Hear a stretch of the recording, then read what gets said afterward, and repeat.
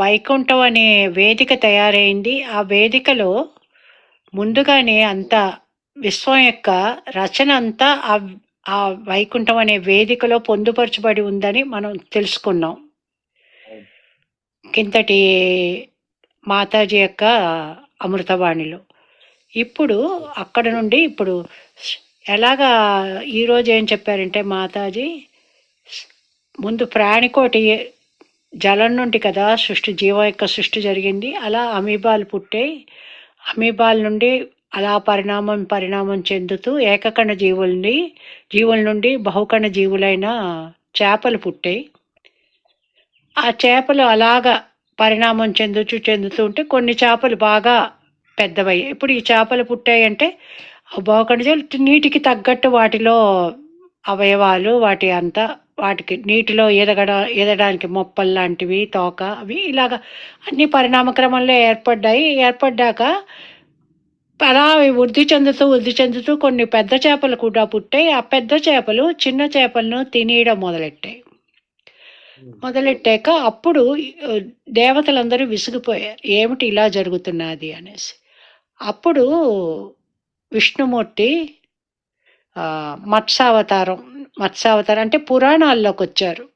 పురాణాన్ని ఇటు సైన్స్ని రెండింటినీ ఒకే త్రాటి మీద నడిపిస్తూ మాతాజీ ఇటు అటు కూడా చెప్పారు. ఈరోజు సైన్స్ పరంగా చెప్తున్నారు, ఒక పక్క పురాణ పరంగా చెప్తున్నారు. ఇప్పుడు ఇతను విష్ణుమూర్తి పెద్ద చేప అవతారాన్ని తీసుకుని మత్స్యావతారంగా ఉద్భవించారు. మొట్టమొదట నీటిలో మత్స్యావతారంగా ఉద్భవించి కొన్ని చేపలని ఒడ్డు వైపుకి తోశారు. అవి ఆ చేపలు కొన్ని ధైర్యంగా ఒడ్డుకు వచ్చాయి. అప్పుడు అంటే నీటి మీద మొట్టమొదటి ప్రాణి సృష్టి జరిగింది. వాటిని రెప్టైల్స్ సరీసృపాలు అంటారు. అవి ఉదాహరణకి పాము అని చెప్పారు మాతాజీ. ఆ పాము అంటే దానికి అప్పుడు భూమి మీదకి తగ్గట్టు మొప్పలు అవి అక్కర్లేకుండా వాటిలోనేమో వెన్నెముక ఫామ్ అయింది. పాకే గుణం వచ్చింది. ఇప్పుడు ఇక్కడ నాకు అంటే సార్ కొంచెం సైన్స్ పరంగా నాకు ఒక రకంగా అర్థమైంది, దయచేసి చెప్తున్నాను, ఇంకోలా అనుకోకండి. Charles Darwin the effects of use and disuse అని ఒక థియరీ ఉంది. దాని ప్రకారం ఏ అవయవాన్ని మనం ఉపయోగించలేకపోతే అవి క్రమంలో కృషించిపోయి నశించిపోతుంది, డీజనరేట్ అయిపోతుంది. అలాగా ఇక్కడ మరి మొప్పలు ఈ తోక అనేవి అంటే అందరికీ అర్థాలని కొంచెం ఈ విధంగా అర్థం చేసుకుంటూ ఇది కరెక్టే అని భావిస్తూ చెప్తున్నాను. ఇప్పుడు ఈ మొప్పలు ఈ తోక అన్నవేమో నశించిపోయి మామూలుగా పాకే గుణం కావాలంటే వెన్నెముక బలంగా ఉండాలి. అందువల్ల పాములు లాంటి వాటిలోనేమో వెన్నెముక బలవత్తరమై ఈ మొప్పలు ఈ తోక ఇవన్నీ నశించి అంటే లిమ్స్ అంటే చేతులు, అంటే 4 limbs అంటారు అవి మాట, అవన్నీ పోయి ఇవి ఫిన్స్ అవి పోయి ఇలాగొచ్చాయి, పరిణామం చెందాయి. అంటే మత్స్యావతారాన్ని దాల్చాడు స్వామి. తర్వాత ఇటు మళ్ళీ పురాణాల్లోకి వస్తూ ఇలాగా రకరకాల సృష్టి ప్రక్రమం జరుగుతూ ఉంటే మామూలుగా కూడా ఏదైనా ఒక ప్రోడక్ట్ తయారైనప్పుడు పక్కన చెత్త కూడా తయారవుతూ ఉంటుంది కదా దానితో పాటు. అలాగ ఒక చెత్త పదార్థాలు చాలా తయారై, ఈ ఉదాహరణకి అమృతమాదనం కోసం పాల సముద్రాన్ని చిలికినప్పుడు కూడా ముందన్నీ మంచి వచ్చాయి. దేవతలు అప్సరసలు వీళ్ళందరూ ఉచ్చైశ్రవం, ఐరావతం ఇలాంటివన్నీ వచ్చాయి, దివ్యమైన వస్తువులు. తర్వాత వాటితో పాటు భయంకరమైన హాలాహలం కూడా పుట్టింది కదా. అలాగే ఏదైనా ఒక సృష్టి క్రమంలో మంచి వస్తువు కోసం శోధిస్తూ ఉంటే అవి అలా తయారవుతూ పక్కన చెత్త పదార్థాలు కూడా తయారవుతాయి. వాటి నుండి రాక్షసులు ఉద్భవించారు అనేసి సైన్స్ పరంగా ఇలా చెప్పారు, చెత్త పదార్థాలు తయారవుతాయి కదా అని. పురాణ పరంగా శ్రీ మాతాజీ ఏం చెప్పారంటే, దేవతలకి కొన్ని పనులు కల్పించబడ్డాయి, వాళ్ళ విధులు. వాళ్ళు ఆ విధులను సక్రమంగా నిర్వహిస్తూ ఉన్నారు కొందరు అధిష్టాన దేవతలుగా మారి. కానీ కొందరు ఆ విధి నిర్వహణలో క్రమం తప్పారు. వాళ్ళు దానవులుగా మారారు అని శ్రీ మాతాజీ చెప్పినట్టు అర్థమైంది సార్. కరెక్ట్ అండి. అంటే ఇప్పుడు మూలం అదే అనమాట. మూలం ఏదైతుందో ఇగ్నోర్ చేసినటువంటి చెత్త ఏదైతుందో దాని నుండే అంటే ఒక రాంగ్ ఐడియా, ఒక రాంగ్ సిస్టమ్ తయారైన తర్వాత వాళ్ళకు ఒప్పజెప్పిన పని కూడా రాంగ్ అయిపోతుంది కాబట్టి ఆ విధంగా వాళ్ళు దానవులకు ఒక కేటగరైజేషన్ జరిగింది. అంటే పౌరాణికంగా ఇలా చెప్పారు, మనకి సైంటిఫిక్ గా ఇలా చెప్పారు. మనం ఎప్పుడు అనుకుంటాం కదా, అందరూ దేవతలాగా ఉంటే బాగుంటది కదా, ఎందుకు ఈ విధంగా వచ్చింది, ఎందుకు ఈ నెగిటివ్ అనుకుంటాం కదా. దీనికి కొంత మనకు ఒక అవగాహన జరిగింది ఇక్కడ అని చెప్పి నాకు అనిపిస్తుంది వ్యక్తిగతంగా అనమాట. అంటే ఎందుకు దేవతలు రాక్షసులు పుట్టారు అని చెప్పి అంటుంటారు చాలా మంది పురాణాల సంబంధం, కానీ దానికి రీజన్ ఇదని చెప్పి మనం చెప్పుకోవచ్చు. శ్రీమాత చాలా స్పష్టంగా ఆ పురాణాలతో లింక్ చేసి మళ్ళీ దాంట్లో సైన్స్ ని కూడా మిళితం చేసి చెప్పడం జరిగింది. Very good point. అవునండి. తర్వాత ఈ పాములే కాకుండా అతనేమో ఇలా పౌరాణికంగా చేసుకుంటే దేవతలు రాక్షసులతో యుద్ధంలో వాళ్ళ శక్తులు నశించిపోతూ ఉంటే విష్ణుమూర్తిని శరణవేయడం, అలాగ పాల సముద్రం చిలకడం, తర్వాత ఏమో ఆ పాల సముద్రం నుండేమో ఆ మునిగిపోతుంటే మందర పర్వతం మునిగిపోతుంటే కూర్మావతారాన్ని దాల్చాడు స్వామి. అది మామూలుగా పౌరాణికంగా. కూర్మావతారం దాల్చి ఇంకొక సరీసృపాల్లో రెప్టైల్స్లో ఇంకొక దశ వచ్చింది మనకి. వీటికి ఈ తాబేలు అవతారం దాల్చాడు స్వామి. కూర్మం అంటే తాబేలు కదా. తాబేలు అవతారం దాల్చాడు. తర్వాత లక్ష్మీదేవి వచ్చింది. తర్వాత ధన్వంతరి ఏమో అమృతాన్ని పట్టుకొచ్చాడు. అవంతా ఉంది. ఆ లక్ష్మీదేవి అంటే లక్ష్మీతత్వం ఉద్భవించింది ఇలాగా పాలసముద్రం నుంచి. అంటే మనకి వ్యక్తం అయింది. అవ్యక్తంగా లక్ష్మీదేవి ఉన్నది, ఉండడం వల్లే కదా ఈ పరిణామం అంతా జరుగుతున్నది. అవి వ్యక్తమైంది. లక్ష్మీదేవి పాలసముద్రం నుండి పౌరాణికంగా వ్యక్తమైంది.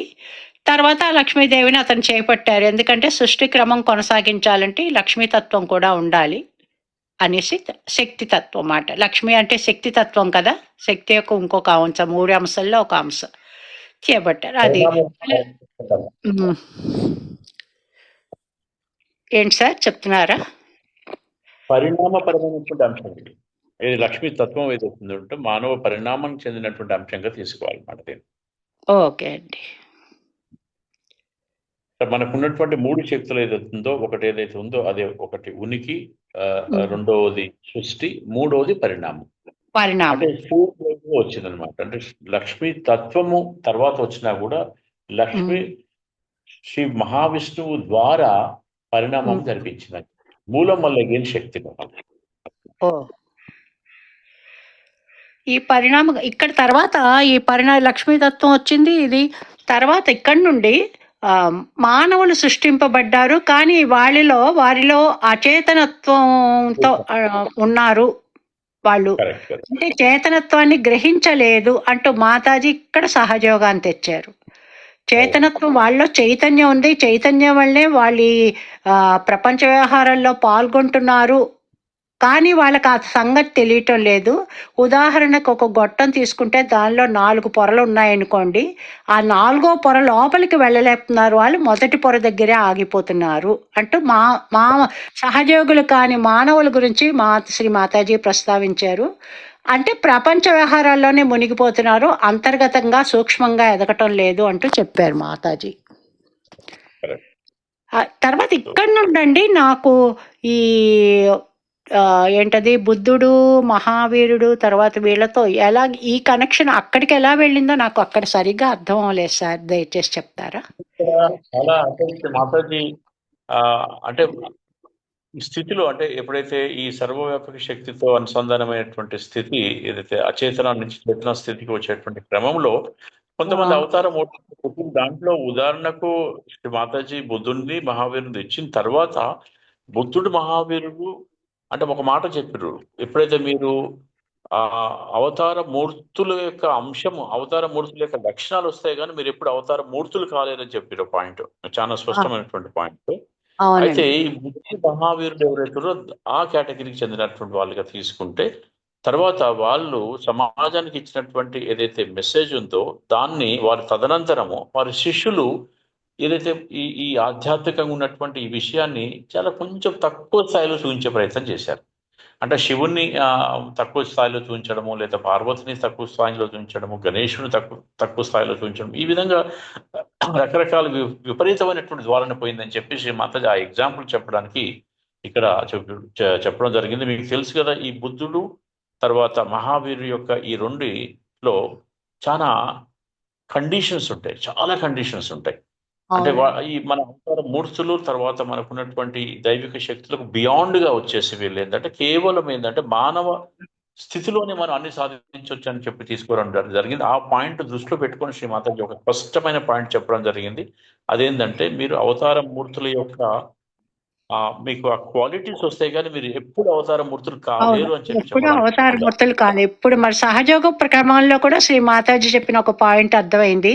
ప్రతి చక్రాల యొక్క అధిష్టాన దేవతలను పూజిస్తున్నాం, కొలుస్తున్నాం, మంత్రాలు తీసుకుంటున్నాం, కానీ వారి యొక్క లక్షణాలను మీరు అలవర్చుకోవాలంటూ చెప్పారు మాతాజీ. ప్రతి చక్రం యొక్క అధిష్టాన దేవతల యొక్క లక్షణాలని మీరు అలవర్చుకోవాలి అంటూ చెప్పారు. అంటే సార్ ఇక్కడ ఈ గొట్టంలో 4 పొరల్లో మొదటి పొర దగ్గర ఆగిపోయారు చాలా మంది మానవులు అని చెప్తూ, ఆ 4వ పొర వరకు వెళ్ళిన మానవుల గురించి ప్రస్తావించడానికి వీళ్ళవి తెచ్చారా?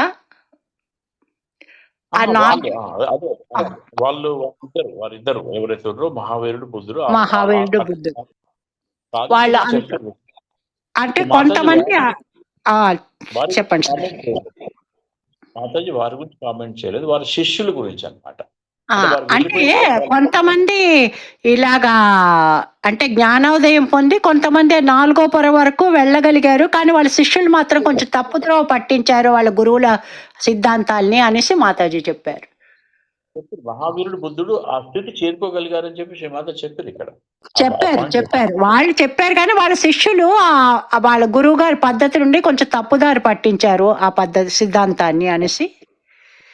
అంటే వీళ్ళు ఏంటంటే ఏకాత్మ భావాన్ని అంగీకరించలేదని సార్ మీరు ఉపన్యాసంలో విన్నాను. అంటే ఏంటంటే అద్వైతాన్ని అంగీకరించలేదు వీళ్ళు అనేసి కూడా మాతాజీ చెప్పినట్టు. ఏకాత్మ భావన అంటే అద్వైతమే కదా సార్.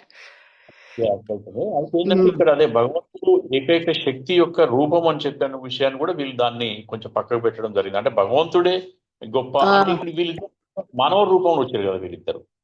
వచ్చేసరికి వాళ్ళలో అహంకారం పనిచేయడం మొదలెట్టి మానవుడే చేశాడు, భగవంతుడితో సంబంధం లేదన్నట్టు చెప్పారనమాట. ఇది మనం అర్థం చేసుకున్నాం పాయింట్. అంటే ఒక్కసారి సడన్ గా మనకు వైకుంఠంలో ఏర్పాటు చేసిన ప్లాట్ఫామ్ ని వీళ్ళు ధిక్కరించారు. మొదలు ప్రోగ్రామ్ ఏదైతే ప్రోగ్రామ్ చేశారో ఆ ప్రోగ్రామ్ ని వీళ్ళు ధిక్కరించినట్టు మనం అర్థం చేసుకోవాలి ఇప్పుడు. మూలం అదే కదా. అవునండి. సడన్ గా మానవ స్థితికి వచ్చేసినాం మనం. అక్కడ ఉన్నటువంటి ఆ చేతన స్థితి నుండి మానవ స్థితికి వచ్చి మానవుల్ని భగవంతుడిగా దేవునిగా అని చెప్పి చెప్పుకోవడం జరిగిందనేటువంటి స్థితి. అది మాతాజీ కొంచెం కాంప్లెక్స్ గానే చెప్పింది, కానీ మనకు మెసేజ్ అయితే చేరింది. అవునండి.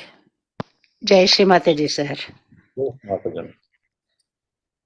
సో ఇంకెవరైనా మాట్లాడగలుగుతారా, లేకపోతే ఈ చర్చలో కొంత మీకు అవగాహన వచ్చినటువంటి విధంగా భావించుకోవాలి?